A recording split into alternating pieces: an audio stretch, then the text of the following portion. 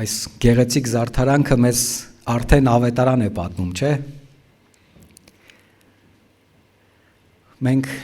ոչ թե նոր տարի ենք սրանով փորձում տոնել, այլ Սուրբ Ծնունդն ենք փորձում վերագնահատել, վերապատմել ինքներս մեզ, որովհետև Սուրբ Ծննդյան միջոցով Աստված նորից ավետարանն է հիշեցնում մեզ։ Իր զոհվելու որոշման մասին է մեզ հիշեցնում։ Իր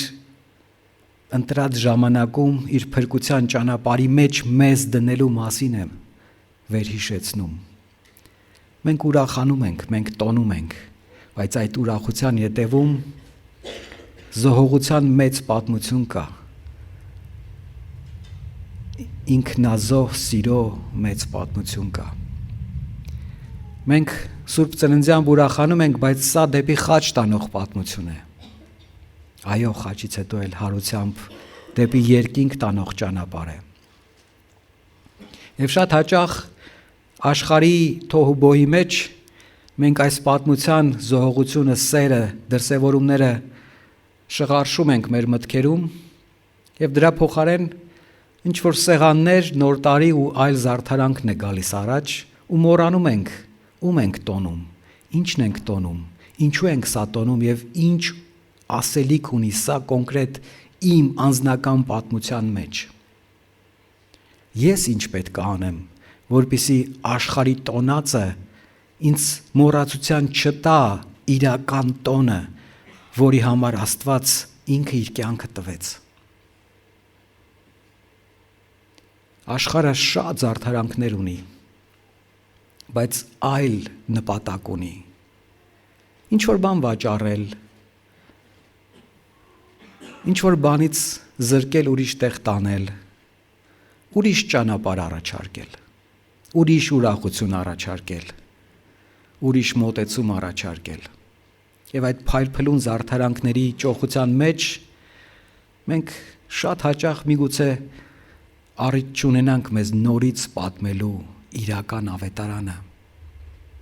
Եթե մենք մեզ ավետարանը չպատմենք, մենք չենք կարողանա գոհունակ սրտի դիրք ունենալ։ Մենք չենք կարողանա հասկանալ որտեղ էի ընկած եւ ինչպիսի սեր ինձ դուրս հանեց այդ տեղից։ Եվ եթե ես ինձ դա չպատմեմ, ես չեմ կարող ներել։ Ես չեմ կարող գոհունակ սրտի դիրք ունենալ եւ չեմ կարողանա առաջնորդվել Աստծո կանոններով։ Այս գեղեցիկ տոնախմբությունների մեջ Ղուկասի ավետարանում Աստված մեզ մի պատմություն է պատմում, մի փոքրիկ աղջնակի որոշման մասին, ով որոշեց հնազանդվել, ով 12-13, առավելագույնը 14 տարեկան պետքա լիներ, Մարիամը,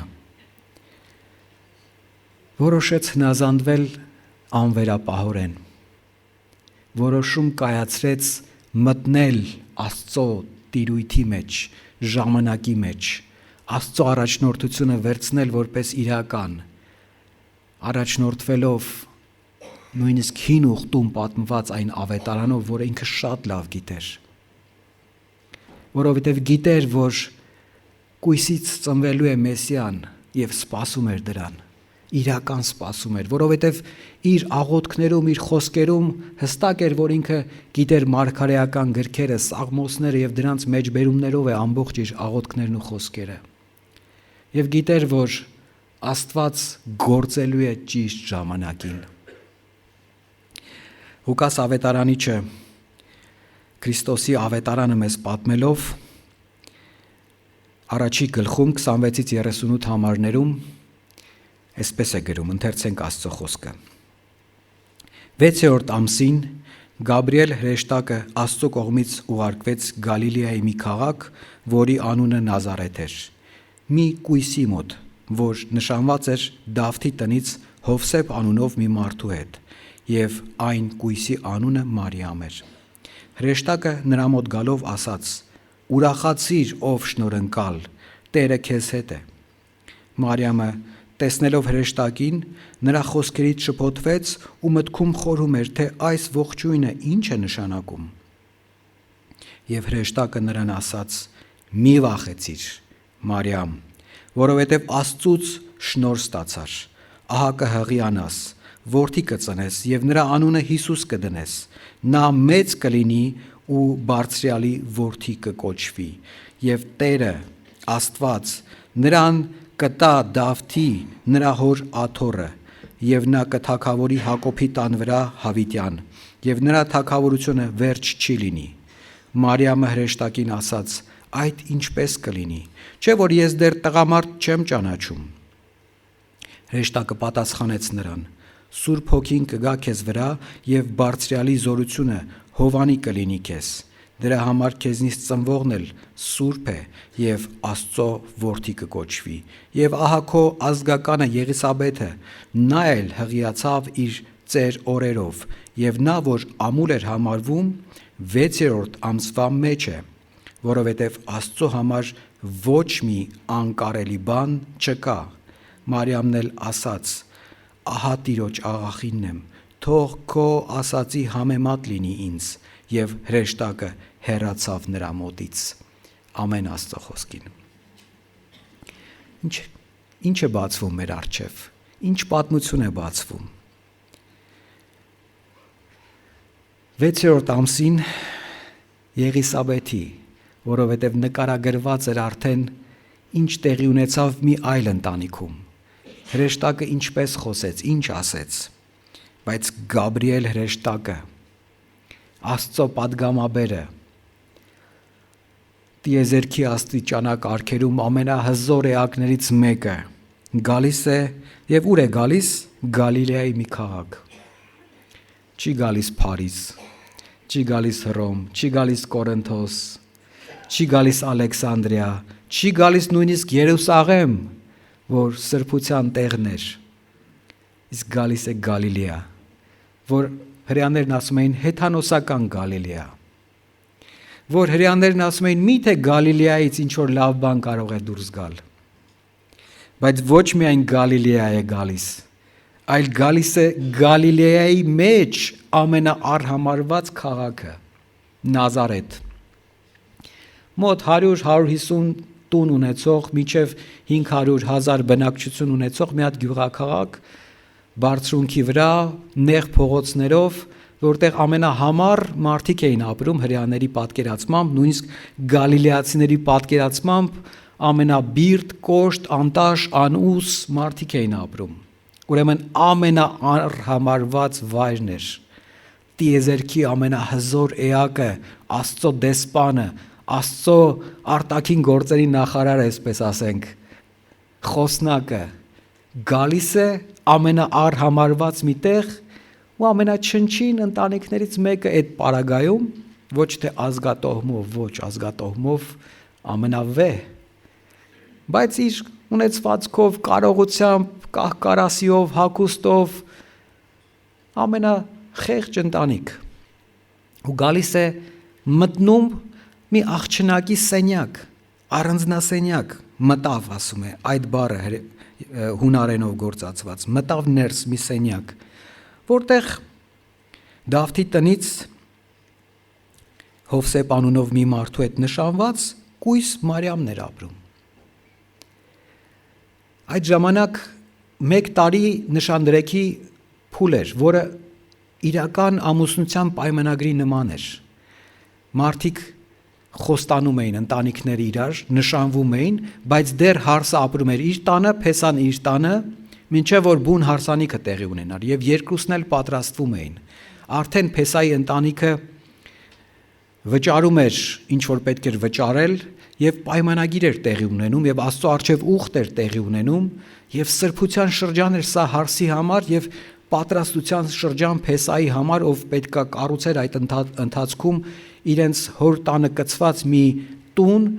որտեղ պետքա միասին ապրեին։ Սովորաբար, եթե ավելի հարուստ էին, ուրեմն առանցին տեղում տուն պետքա պատրաստել, որտեղ արդեն առանցին պետքա ապրեին։ Հարսել իր օժիտն էր պատրաստում եւ ինքն էր պատրաստվում եւ 1 տարվա այս շրջանում ցույց էր տրվում, որ ինքը այլ կապեր չունի, ինքը անաղարտ է, ինքը մաքուր է։ Եվ այս փուլի մեջ Մարիամին այցելություն է լինում։ Ուրախացիր ով շնորհընկալ, Տերը, այսինքն Էմանուել է, Տերը քեզ հետ է։ Դու պետք է շնորհընկալ ես, ուրախացիր։ Մարիամի ուրախությունը շատ շփոթված ուրախություն է։ Իր մտքում խորում է, թե այս ողջույնը ինչ է նշանակում։ Կոնկրետ իր համար այս ողջույնը ինչ է նշանակում։ Ինքը մեծացել է Աստծո խոսքի մեջ։ Ինքը գիտի Աստծո խոսքը սպասման մեջ է Մեսիայի գալստի, բայց կոնկրետ այս խոստումը դու շնորհ ես ընկալելու։ Ինչ է սա։ Ինչ անեմ ես այդ շնորհի հետ։ Ինչպես ապրեմ դրանով։ Ինչի վրա կոնկրետ ուրախանամ։ Եվ հրեշտակը մտքեր կարդացող հրեշտակ է։ Աստծո զորություն ունի ներսը տեսնելու։ Մարիամը ներսում է մտածում, ինքը իր հետ է հարց ու պատասխանի մեջ, չի համարձակվում իր հարցը բարձրաձայնել, բայց ոչ էլ ծաղրում է, պարզապես մտածում է ինչ պետք է անեմ, սա կոնկրետ իմ համար ինչ է նշանակում, ես ինչ անեմ հիմա։ Մարիամը տեսնելով հրեշտակին նրա խոսքերից շփոթվեց ու մտքում խորում էր, թե այս ողջույնը ինչ է նշանակում, եւ հրեշտակը նրան ասաց՝ մի վախեցիր։ Նախ եւ առաջ, երբ որ ասում է Աստված քո հետ է, սրան հետևում է մի հստակ առաջնորդական ուղղորդում՝ դու մի վախեցիր։ Այո, քո ամբողջ կյանքը տակնու վրա է լինելու այս շնորհը ընկալելով։ Երբ որ իրական շնորհը ընկալում ենք, մեր կյանքը պետք է տակնու վրա լինի, որովհետև մեր հին մարդը պետք է մեռնի, որպեսզի այդ շնորհը ընկալելի լինի, որպեսզի Աստծո փրկության շնորհը դառնա քոնը, քո մտքում պետք է ահռելի փոփոխություն տեղի ունենա, շրջադարձ, մետանոյա, ապաշխարություն, աշխարհից հեռացում։ Սա անպայման շփոթեցնող է։ Սա անպայման տակնու վրա անող է ամբողջությամբ, եթե սա չեղավ, չես կարող։ Եվ սա վախենալի է, որովհետև քո սովորական կյանքը միանգամից այլ պետք է դառնա։ Բայց ասում է Աստված քո հետ է, դու մի վախեցիր։ Մարիամ, որովհետև Աստծուց շնորհ ստացար, նորից է կրկնում, որ դու հիմա արդեն շնորհ ես ստացել։ Քեզ է վստահվել ամենակարևոր առաքելությունը այս փուլում։ Մարդկության ստեղծման օրից, Ադամի ծնվելուց արդեն այս ծրագիրը գործում է։ Ամբողջ մարդկությունը այդ պահից խոտորման փուլից մինչև այս կետը սպասում է հենց այս կետին, եւ դու ես ստացել այդ շնորհը, որ քո միջոցով իրականանա փրկության ծրագիրը։ Դու շնորհը ստացար։ Ինչ շնորհ է սա։ Մի վախեցիր, որովհետև Աստծուց շնորհ ստացար, ահա կհղիանաս, որդի կծնես եւ նրա անունը Հիսուս կդնես։ Նա մեծ կլինի ու բարձրալի որդի կկոչվի եւ Տերը Աստված նրան կտա Դավթի նրա հոր աթոռը եւ նա կթագավորի Հակոբի տան վրա հավիտյան։ Արդեն այս նախադասության մեջ մեսիական ակնկալիքների իրականացումը դնում է հրեշտակը։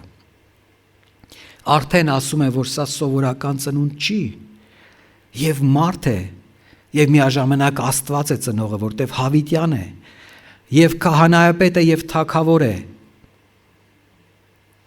Բոլոր տիտղոսները, որ Մեսիան պետք է ունենար, այս նախադասության մեջ շեշտված է։ Նա պիտի թագավորի, նա միակն է, նա հավիտյան է, բայց նա որպես մարդ է ծնվելու։ Սա գայթակղության քար է հին մարդու համար, մետանոյա, ապաշխարություն չունեցող մարդու համար, ինչպես կարող է եւ մարդ լինել եւ Աստված, Հիսուսի մեջ սա միացավ, ինչպես կարող է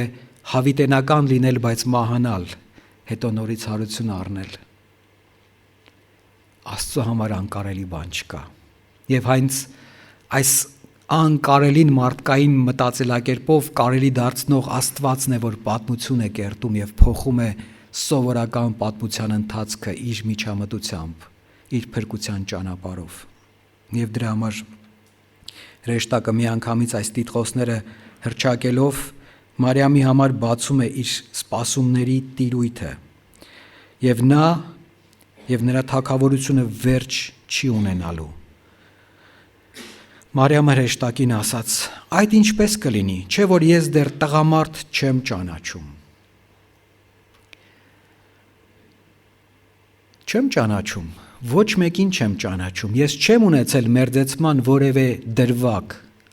ինչպես դա հնարավոր է, ես որպես մարդ չեմ պատկերացնում, դու ինչ ես հիմա ինձ ասում ես, որ արդեն մի գործընթաց է քո հետ սկսվել, որի արդյունքում դու պետք է հղիանաս եւ երեխա ունենաս, բայց իմ տրամաբանությունը ինձ հուշում է, որ դա անհնարին է։ Եվ հրեշտակը սկսում է հոգ տանել Մարիամին։ Աստծո իր հետ լինելը հենց այդ դրվագից շատ իրական է։ Աստծո մի վախեցիրը շատ իրական է, որովհետև հրեշտակը հոգատարությամբ սկսում է բացատրել։ Հրեշտակը պատասխանեց նրան. Սուրբ հոգին կգա քեզ վրա եւ բարձրյալի զորությունը հովանի կլինի քեզ կծածկի, քեզ կապահովի, դրա համար քեզանից ծնվողն էլ սուրբ է եւ Աստծո որդի կկոչվի։ Սա էլ է այդ մեսիական տիտղոսների մեջ եւ սա էլ է հստակ, որ դու առանձնահատուկ ձևով ես սա իրականացնելու։ Դրա համար քեզնից ծնվողն էլ սուրբ է եւ Աստծո որդի կկոչվի, եւ ահա քո ազգականը Եղիսաբեթը, նա էլ հղիացավ իր ծեր օրով, եւ նա, որ ամուլ էր համարվում, 6-րդ ամսվա մեջ է։ Եվ սկսում է հրեշտակը ցույց տալ, որ շատ ուրիշ անհնարին բաներ էլ կան, փոքրից դեպի մեծը տանելով, ինչպես Հիսուս փոքրից մեծն էր բացատրում, հիշում եք քարոզաշարքի մեջ, որ այս Շուշանին, այս ճնճղուկին հսկող Աստված ինչպես ձեզ չի հսկի։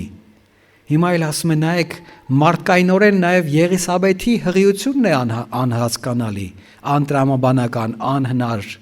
որովհետև ծերը եւ չէր կարող, եւ բոլորը գիտեին, որ իր ամբողջ կյանքում ամուլ է, եւ այդպես իր մականունն է արդեն դարձել, ամուլ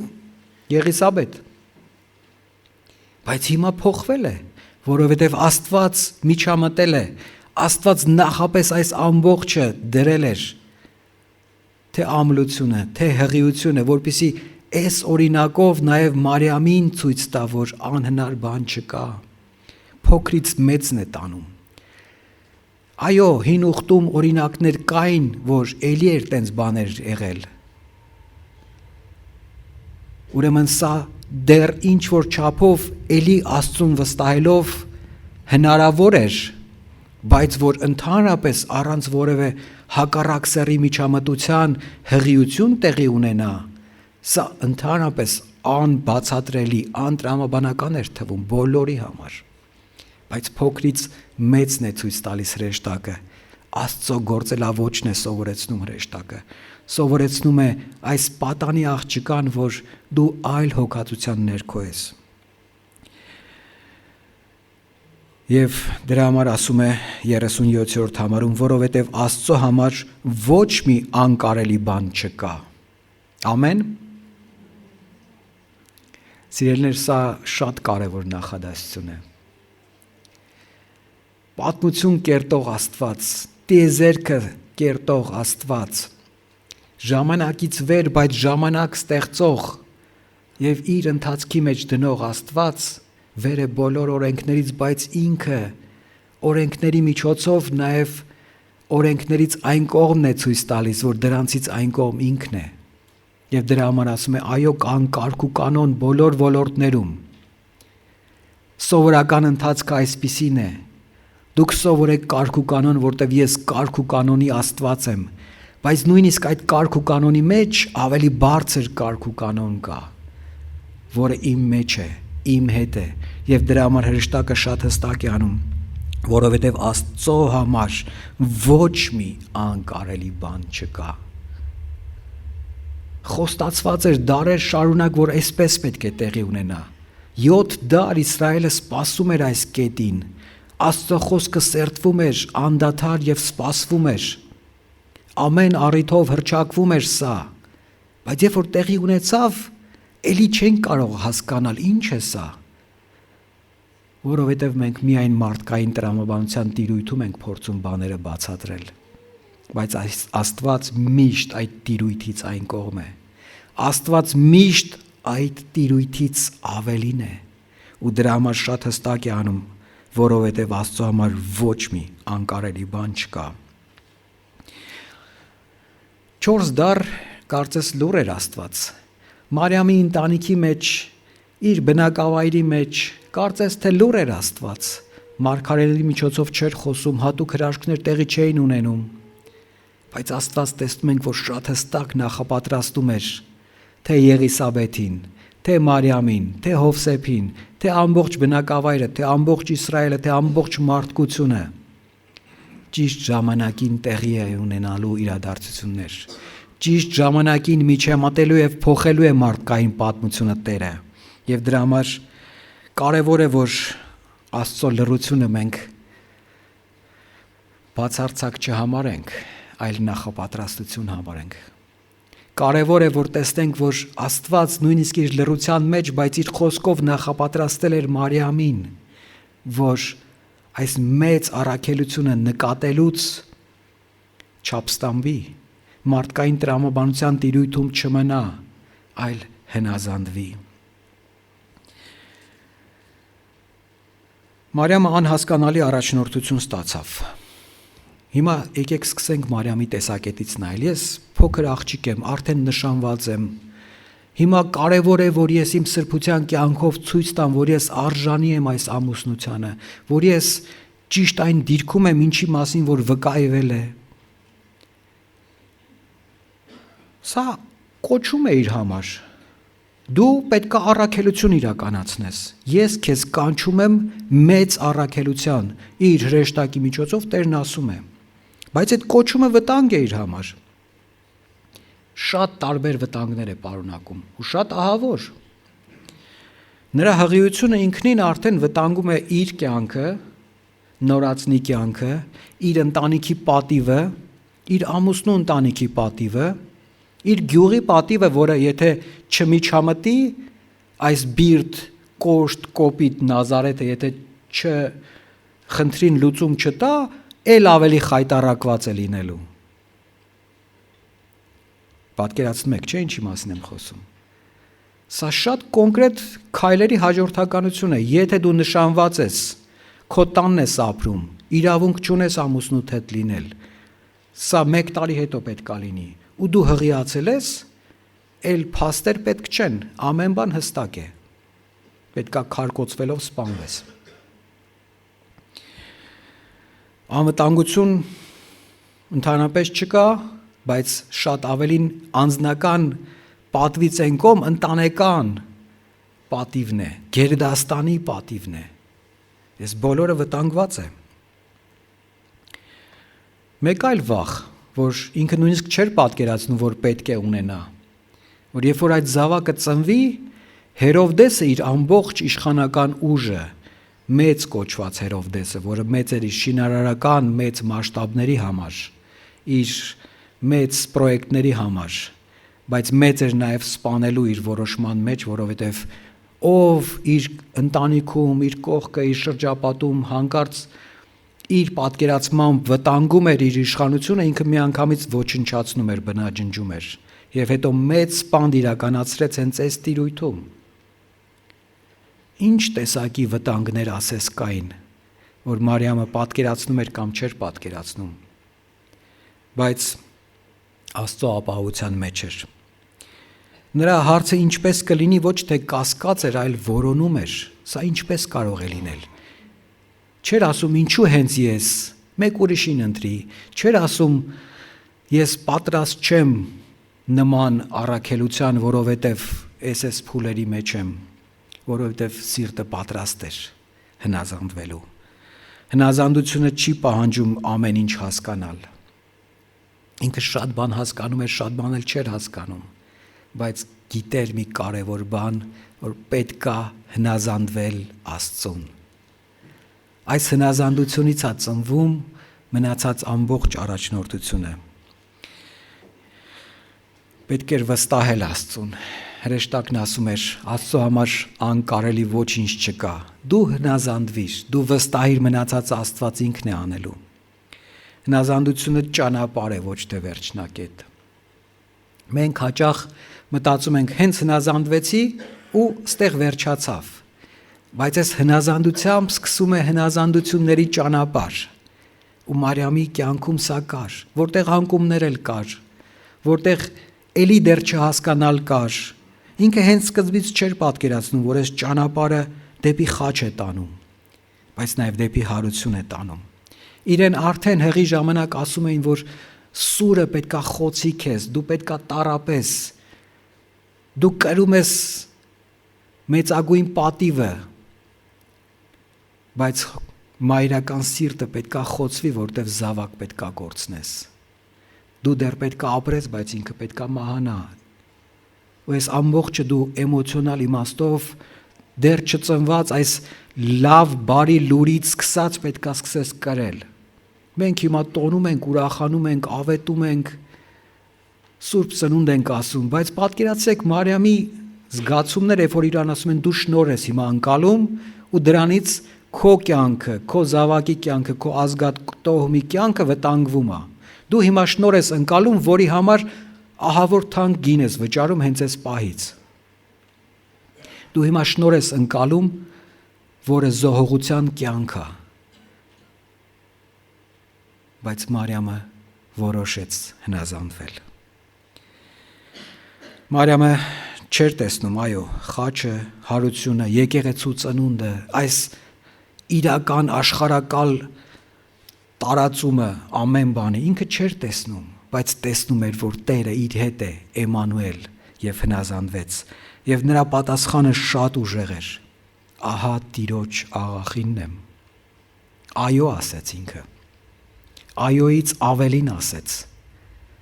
Կհամագործակցեմ Տիրոջ հետ, այո կարող էր ասել, բայց ես տրուկն եմ Տիրոջ։ Ինչպես որ Տերը Աստված որոշել է, ես պատրաստ եմ ամբողջությամբ հնազանդվել, թող տեղի ունենա։ Աստծո խոսքով Աստված պատրաստել էր այսպիսի աղախին, ով որ պատրաստ էր նույնիսկ իր պատանեկան շրջանում այդպիսի նվիրումով հնազանդվել Աստծո գործին։ Աստված տարբեր կերպերով էր գործում, տարբեր ուղղություններով էր գործում։ Մարիամի եւ Հովսեփի պատմության մեջ մենք սա տեսնում ենք, որ տիեզերքի այդ ժամանակվա, այսինքն աշխարհակալ մասշտաբով հռոմեական կայսրության կայսրը նույնիսկ ներգրաված էր այս ամբողջ գործի մեջ։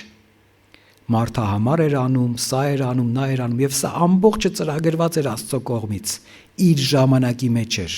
իր գործի տիրույթում էր, ոչ մի բան պատահական չէր։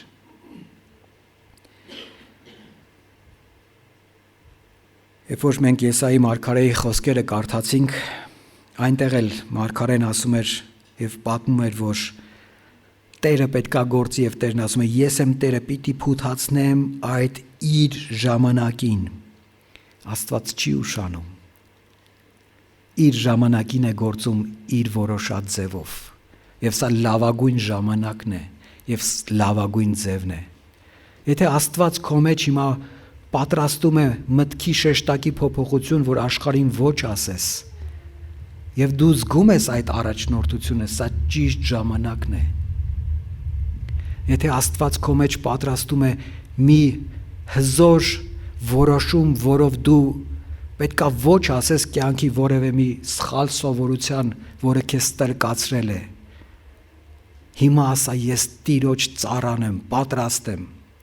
որովհետև սա ճիշտ ժամանակն է, Տերը պատրաստել է քեզ հենց դրա համար։ Եթե Տերը քեզ հստակ առաջնորդում է ներելու մեկին, ում որ տարիներ շարունակ սրտումդ դառնություն պահելով չես կարողանում ներել,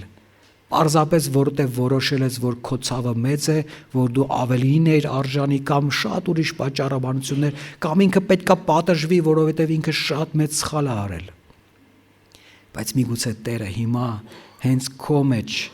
զորացնում է ներման ուժը, որ տեսնես ինքը ինչպես ներեց, երբ որ դու ամբողջությամբ անպիտան ես, ապստամբ ես եւ որոշել ես Տիրոջ դեմ գնալ։ Պահն է սրտումդ ներես եւ գնաս հաշտության, գնաս վերականգնելու եւ բարձրացնելու։ Աստված գործում է տարբեր կերպերով, մեծերի միջոցով, փոքրերի միջոցով, աննշան քաղաքում, բայց այնքան շեշտակի, որ սա անբեկանելի ընթացք է պատմության։ Երբ որ Մարիամը մտածում էր ինչ է տեղի ունենում, շարժվում էր ամբողջ շուրջը, ոտքերի տակի հողը, միակ ապահովությունը այն Աստծո խոսքն էր, որ ինքը սովորել էր եւ դրա համար վստահում էր։ Միքեան իր մարգարեական խոսքի 5-րդ գլխում 2-5 համարներում ասում է. բայց դու, ով Բեթլեհեմ Եփրաթա, փոքր ես Հուդայի տոհմերի մեջ, սակայն քեզանից պիտի դուրս գա ինձ համար նա, որ իշխանավոր պիտի լինի Իսրայելին, եւ նրա ծագումը շատ հին է, հասնում է մինչև հնագույն օրերը, ուստի նրանից պիտի լքի միջև ծննդկանի ծնելու ժամանակը, եւ նրա եղբայրների մնացորդը պիտի վերադառնա Իսրայելի որդիներին, եւ նա պիտի կանգնի եւ իր հոտերին պիտի կերակրի Տիրոջ ուժով, Տիրոջ իր Աստծո անվան մեծափառությամբ, եւ նրանք ապահով պիտի բնակվեն, որովհետեւ արդեն մինչև երկրի ծայրերը նա մեծ պիտի լինի։ Տեսեք, այս խոստման կերպի մեջ արդեն հստակ է ընթացքը եւ Մարիամը տեսնում է, որ իր միջոցով հենց սա է իրականանում։ Նա, ով արդեն կար նախկինում, բայց հիմա որպես մարդ պետքա ծնվի, որպեսզի մարդկային պատմության համար փրկություն բերի։ Նա, ով որ դարերից հին էր, հիմա պետքա որպես անպաշտպան մանուկ ծնվի, ով որ պետքա Մարիամի հոգացության ներքո լինի։ Այս պատանեկ աղջկա հոգացության ներքո պետքա լինի տիեզերքի ամենահզորը, բայց ինքը իրական գուրգուրանքի, կաթի, սիրո, ջերմության կարիք ունի հիմա այս փուլում, եւ սա շնոր ընկալել է Մարիամի համար, սա ծառայության տիրույթ է Մարիամի համար։ Ցավ, տառապանք, բայց հնազանդություն եւ օրհնություն։ Այս բոլորը միախառնված են։ Այս բոլորը շաղկապված են իրար, բայց Աստված այսպիսի առաջնորդություն է տալիս։ Երբ կեսարները հրամաններ են տալիս մարդահամարներ անելու, տեղաշարժեր անելու, մեր կյանքերում էլ մենք հաճախ խուճապի կարող ենք մատնվել, բայց Աստված շարունակում է ղեկավարել պատմությունը։ Երբ չես հասկանում, հնազանդվիր, երբ արդյունք չես տեսնում, վստահիր, երբ ճանապարհը դժվար է, անապատի մեջ է քեզ առաջնորդում այդ ճանապարհը, ամեն Աստծո համար հնազանդ հերոս իր անապատի շրջանը պարտավոր է անցնել։ Մարիամի անապատի շրջանն էր սա, Հիսուսն էլ իր անապատի շրջանն ունեցավ, ամեն ելք ստրկությունից հետո դեպի անապատ է տանում, որպեսզի այդ ստրկությունը մոռացվի եւ Աստծո համար հնազանդություն կերտվի, որպեսզի այդ ստրկության վերջը տրվի ու մաքրվի եւ որպեսզի սերը իրական դառնա։ Եվ դրա համար, եթե քո անապատի փուլն ես անցնում, հիշիր, Աստված քեզ զատում է եւ պատրաստում է մեծ առաքելության համար։ Եթե կարծում ես կյանքդ քաոսի է վերածվում, ինչպես Մարիամը կարող էր կարծել, հիշի, որ կա պատմության Տեր, պատմության ղեկավար Աստված, ով որ ամեն բան կարգ ու կանոնի մեջ է պահում։ Եթե զգում ես, որ քո կյանքում ինչ որ մի տիրույթ կա, որտեղ աղոթում ես, բայց լռություն է, Աստված չի խոսում, հիշիր, որ Աստված պատրաստում է, ոչ թե լռում է։ Աստծո լռությունն էլ դաստիարակություն է։ Աստծո լռությունն էլ հստակ հարթակ է պատրաստում մեծ ցատկի համար։ Նայիր, թե Աստված ինչպիսի քայլ է խնդրում քեզանից, ինչպիսի որոշում է խնդրում քեզանից։ Միգուցե ամբողջ պատկերը չես տեսնի, միգուցե քեզ չես պատկերացնի այդ տիրույթում, այդ ծառայության մեջ, բայց կտեսնես, որ հնազանդությամբ նոր պտուղ է կերտվում քո մեջ։ Ժամանակն է հիմա հնազանդվելու, մնացած ամեն բան Աստված ինքը կանի։ Ամեն։